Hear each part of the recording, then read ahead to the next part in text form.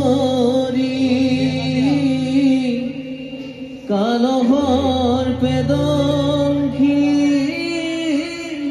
হেৰাইল চেতনতাৰ হেৰা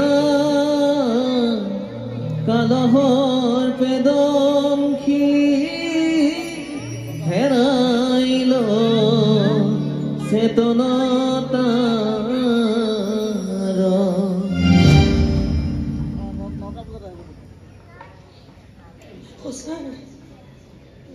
সঁচাই এজন বৰ নিষ্ঠুৰ মানুহ আপুনি বৰ নীলাজ বৰ স্বাৰ্থপৰ মানুহ আপুনি চবটো শেষ কৰি গ'লে শেষত কৈ থৈ মোৰ ল'ৰাটোৰ মুখৰ পৰা দেউতা মাত খাৰু কাঢ়ি লৈ গুচি গ'ল ইমান সৰু হৈ আছে এতিয়া সি দেউতা বুলি মাত পতাৰ অভ্যাসটো এৰিব লাগিব বেলেগ একো নাপালেও কমচে কম কি দেউতাকজনক চকুৰ আগত দেখিতো আছিল আনৰ আগততো ক'ব পাৰিছিল চা মোৰ দেউতা এতিয়া কি বুলি ক'ব সি বগা কাপোৰ চোৰ পিন্ধি কোনটো কলিজাৰে সি দেউতাকৰ মুখাগ্নি কৰিব কওক তাৰ কিমান কষ্ট হ'ব এবাৰ ভাবি চাব নোৱাৰিলে আপুনি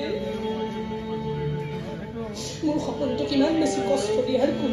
কোনো অধিকাৰ নাই আপোনাৰ কোনো অধিকাৰ নাই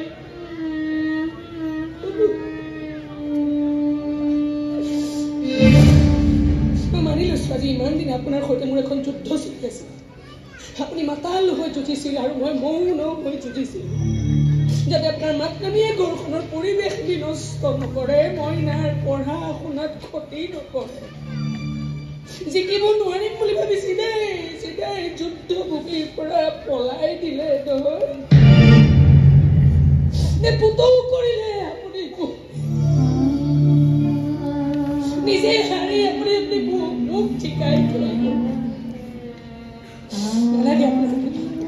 নালাগে আপোনাৰ দয়া মৰম সেয়া চাওক বগা হৈ গৈছো উকা হৈ গৈছো চাৰেণ্ডাৰ কৰি দিছো আপুনি জিকিছে মই হাৰিছো এজন ভাল মানুহ উভতি আহক আমাৰ মাজলৈ বহু কথাই পাতিবলগীয়া হৈছে আপোনাৰ লগত বহু মাত মাতিবলগীয়া আছে আপোনাক মই আৰু মই যুদ্ধ নকৰো আৰু কথা দিছো আৰু মই